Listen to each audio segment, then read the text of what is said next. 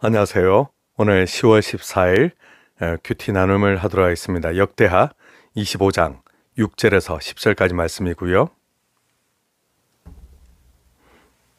우리 사람들이 모두 항상 올곧게 바른 길을 간다면 얼마나 좋겠습니까마는 우리는 누구도 그렇게 할 수가 없습니다.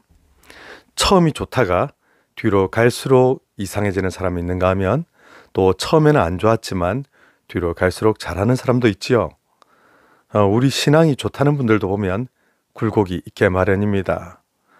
이것은 마치 공부를 아주 잘하는 학생도 슬럼프가 있고 뛰어난 운동선수도 슬럼프가 있고 굴곡이 있는 것과 마찬가지입니다. 굳게 우리가 믿음으로 행하다가도 때로는 시험과 어려움에 빠져서 도무지 일어나지 못할 것처럼 무너지기도 하죠. 그래서 우리 신앙은 늘상 깨끗하고 늘상 완벽해야만 한다고 생각한다면 그것이 오히려 우리에게 더 위험한 생각입니다. 정확하게 말하면 우리 인간은 어떻게 잘 해보려고 해도 결코 완전해질 수는 없습니다. 그럼 우리 신앙생활은 왜 하는 것인가요? 우리의 신앙생활의 목적은 무엇인가요?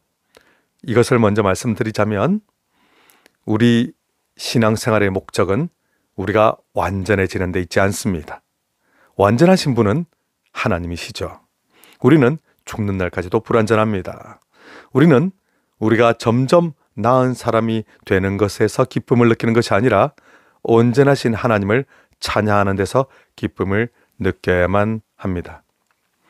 우리가 아무리 봐도 사랑받을 자격이 없고 아무리 봐도 하나님으로부터 은혜를 받을 가치가 없는 사람임에도 불구하고 그 사랑, 그 은혜 때문에 내가 오늘도 이렇게 살 수 있다고 하는 것, 이것이 바로 감사한 일이고 우리가 이것을 찬양하기 위해 신앙생활을 하는 것이죠.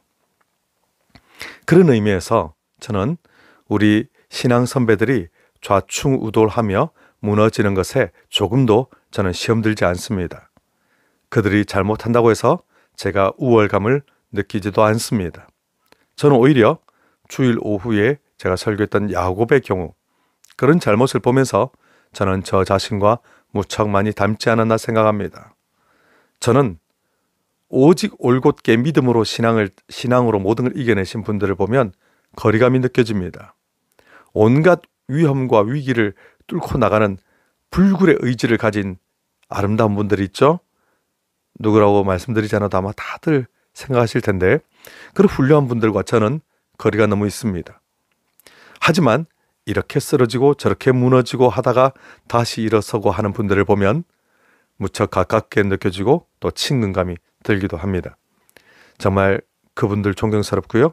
또 저희 모습을 보는 것 같아서 저에게 위로가 되기도 하고 또 나도 할 수 있겠구나 생각이 드는 것이죠.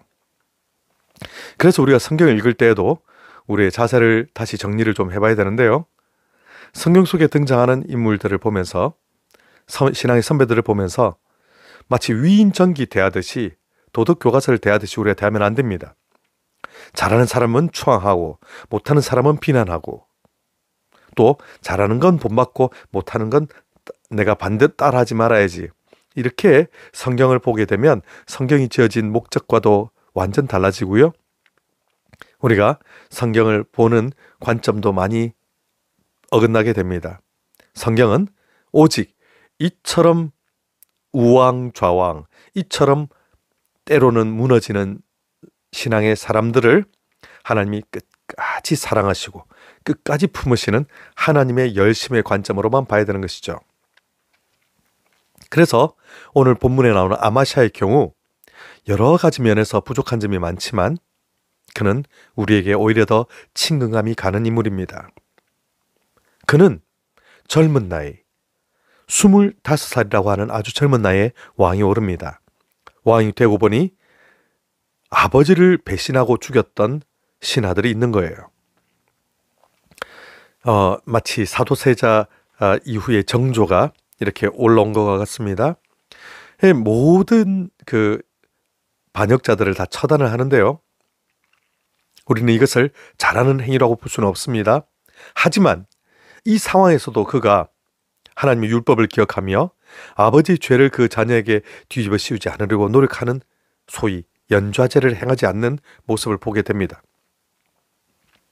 온전히 하나님 말씀에 순종하여 복수조차 행하지 않았으면 참 좋았겠지만 그럼에도 불구하고 그가 하나님 말씀을 지키려고 몸부림치는 존중하려고 애쓰는 모습을 보여준 것은 정말 훌륭한 모습이다 싶습니다. 뿐만 아니라 오늘 우리가 본문으로 봤던 그 부분에 보면 에돔과의 전쟁이 이제 있는데요. 그는 군대를 편성하되 천부장, 백부장 등을 세워서 촘촘히 구성합니다. 이 구성은 예전에 모세에게 이드로가 제안했던 방식이죠. 무척 좋은 거고요. 이렇게 했더니 남유다 한 개 반지파밖에 되지 않는 이 조그만 땅덩어리에서 무려 30만 명이나 되는 많은 군대가 모집이 됩니다. 여기서 아마샤가 또 잘못하는 게 등장했는데 뭐냐면 북이스라엘과 연합을 한 것입니다. 북이스라엘의 예후 왕조는 우상숭배와 죄악들을 아주 많이 했었는데요. 그 용병을 10만 명이나 고용하여 100달란트를 이미 지급을 했지요. 100달란트는 3.4톤이나 되는 많은 금입니다. 하나님께서 정말 싫어하시고 반대하시는 게 몇 가지가 있는데요.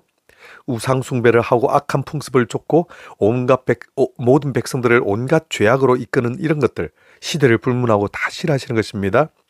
그리고 이런 자와 연합하는 것도 아주 싫어하시죠.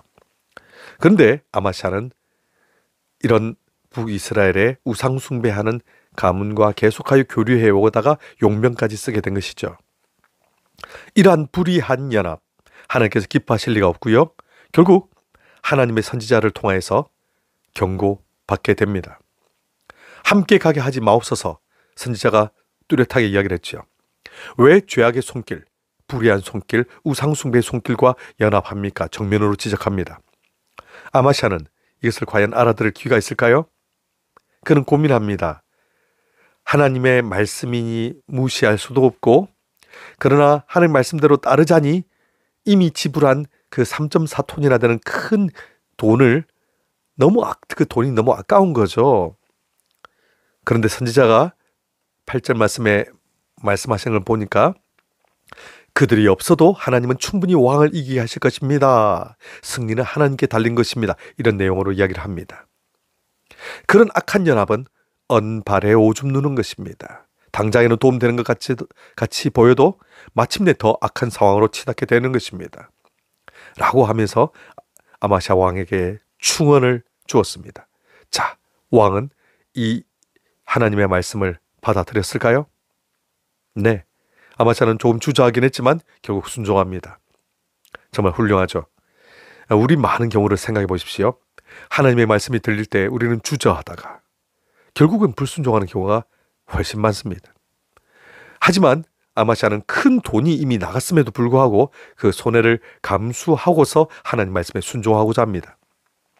그러니까 북이스라엘의 용병들이 해산되면서 갑자기 엄청나게 화를 내요. 저는 혹시 돈을 못 받았나 해가지고 다시 확인해 보니까 아니요, 돈은 이미 지불됐습니다. 근데 대체 왜 화를 내지? 제가 궁금해서 여러 사료들을, 또 전쟁사와 관련된 자료들을 찾아보니까 깜짝 놀란 게 있었습니다. 그게 뭐냐면 그들이 기대했던 것은 전리품이었다. 이런 기록이 나왔더군요. 여러분, 우리 전쟁은 정말 우리의 상식을 초월하는 것 같습니다. 전쟁이 나면 군인들의 목적은 다 다를 텐데요. 왕들이야 그럴싸한 명분을 가지고 전쟁을 일으킵니다만, 지도자들이야 아주 누가 봐도 전쟁을 할 수밖에 없도록 그런 명분을 만들어내지만 군인들의 머릿속은 다 다른 목적이 있는 것 같습니다. 가장 많은 목적이 뭘까요? 군인들에게 있어서 오가는 길에 약탈해야겠다. 재물적 약탈, 그리고 또 여인들에 대한 약탈. 이게 너무 흔했고요. 너무 잔인하게 그냥 엄청나게 이루어져 왔었지요. 그리고 그나마 좀 건전하다고 할 수 있는 것이 십자군 원정 때 뒤후반으로 갈수록 있었던 일들 가운데 오가는 길에 무역해야겠다. 이런 거. 엄청나게 하여튼 전쟁이란 누가 더 악하냐를 시험하는 것인 것 같아서 우리 정말 한반도에 다시는 전쟁이 있어서는 안 될 텐데요. 이 군인들 너무너무 그냥 나쁜 일을 아무렇지 않게 저지른 걸 보면 무섭지요. 자, 어쨌든 이렇게 하나님 선지자의 말씀에 따라 악한 북이스라엘과의 연합은 깨졌습니다. 만약 이번에 하나님의 말씀을 따르지 않고 악한 연합을 계속 그대로 유지했더라면 나중에 어떻게 됐을까요? 분명 수습 불가의 끔찍한 상황으로 치달았을 것입니다. 오늘 아마샤는 전심을 다하여 하나님을 따르지는 않았습니다. 그럼에도 불구하고 그의 행위들을 한번 보십시오. 그는 적어도 하나님의 말씀을 존중하려 합니다. 그는 중요한 결정의 순간 때에 자기 손해를 감수하고서라도 하나님의 말씀대로 순종하였습니다. 비록 불완전하지만 그는 하나님 말씀대로 살려고 노력을 하는 사람이었습니다. 그렇습니다. 우리도 완전할 수는 없겠지만 그래도 하나님 말씀 앞에서 정말 내가 어떻게 하면 순종할 수 있을까 고민하여야 하겠고요. 우리가 손해를 감수하고서라도 하나님 말씀에 순종하는 모습이 있기를 바랍니다. 그렇게 될 때 하나님께서 우리에게 말로 다 설명 못할 풍성한 은혜를 더하실 것입니다. 오늘 하루 승리하세요.